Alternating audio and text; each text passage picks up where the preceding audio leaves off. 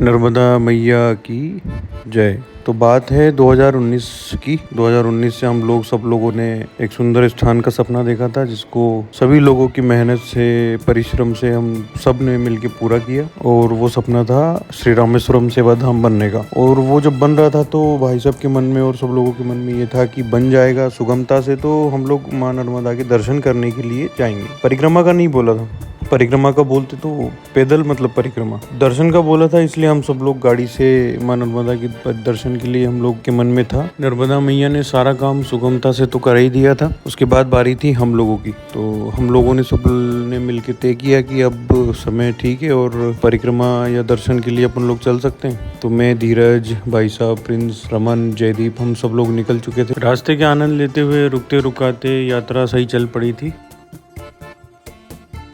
पहला पड़ाव हम लोगों का पड़ा श्री सियाराम बाबा के आश्रम पर। इनके दर्शन करके हम लोगों को बड़ा ही अच्छा लग रहा था। इनकी आयु 100 वर्ष के ऊपर है और आज भी पूरे समय रामायण का पाठ करते हैं। इसके बाद सफर आगे बढ़ चुका था। रास्ते में चाय पीने के बाद रास्ते में कुछ खाते पीते, रुकते रुकाते, गूगल मैप पे रास्ता देखते हुए हम लोगों ने भुट्टे का पूरा ऑपरेशन किया। भुट्टे का ऑपरेशन करने के बाद हम लोग रुक चुके थे बड़वानी। बड़वानी में हमारा पहला पड़ाव था, जहाँ रात रुकनी थी। और वहाँ की ठंडी रात की खूब आनंद लेने के बाद हम लोग बड़वानी के सुबह पोहे और चाय का आनंद ले रहे थे। रमन भाई तो कहीं, भाई साहब तो कहीं, धीरज, भरत, जयदीप, सब लोग अपने अपने हिसाब से पोहे ले रहे थे। और सुंदर मंदिर था तो हम लोग दूर से दर्शन करके हाथ जोड़ के हम लोगों ने हमारा पड़ाव उठाया। और ये विचार बन रहा था कि आगे रास्ता कैसा है, कैसा नहीं है, कहाँ से कहाँ जाना है, ये सब विचार करते हुए हम लोग आगे बढ़ चुके थे। सुंदर बड़वानी बहुत ही सुंदर है, पूरा हरियाली से भरा हुआ है। कहीं कहीं पूरे रास्ते में हम लोगों को कुछ ही जगह बड़वानी की ऐसी दिखी जहाँ वीरान था, बाकी पूरी बड़वानी बहुत सुंदर लगी।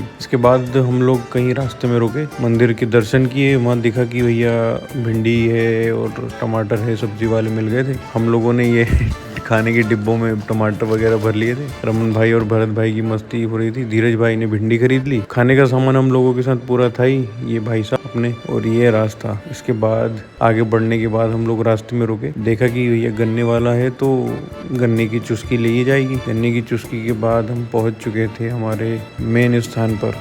बड़े बड़े पेड़ों के झुरमुट के बीच में हम लोगों ने हमारी तैयारी शुरू कर दी थी पेट पूजा की। तेज हवा के साथ हल्की हल्की गैस की लो के बीच पहली भिंडी तेल में मस्त होने लगी। सभी लोग अपने काम में व्यस्त थे। कोई अदरक छील रहा है, कोई टमाटर काट रहा है, कोई मिर्ची काट रहा है, कोई कुछ कर रहा है। उसके बाद आटा भी रमन भाई के थपेड़े के बाद तैयार था आंच पर पकने के लिए। इतने में क्या देख रहा हूँ कि भिंडी इंतजार कर रही है मसालों में लिपटी हुई गरम गरम रोटियों का। कब थाली में भिंडी की सब्जी आए, कब रोटी का टुकड़ा तोड़ कर मैं खाऊं। इसके बाद हमारी आगे की यात्रा शुरू हो चुकी थी। चलते चलते हम लोग हमारी दूसरी रात की ओर, उस पड़ाव पर जहां हम नर्मदा जी की दूसरी ओर जाने के लिए और समुद्र का सफर करने के लिए, जहां हम आज रुकने वाले, ये वसंत विरला आश्रम है। और यहाँ से हम लोग नर्मदा जी के दूसरे पार जाएंगे। वहां से फिर हमारी अगली यात्रा शुरू होगी। हम लोग शाम को जाके घाट देख के आए थे, क्या मस्त लग रहा था। ऐसे ही आगे यात्रा हमारी होती रहेगी और आगे का वीडियो मैं जल्दी डालूंगा। ऐसे ही आपका प्यार मुझे मिलता रहेगा तो मैं जल्दी वीडियो डालता रहूंगा।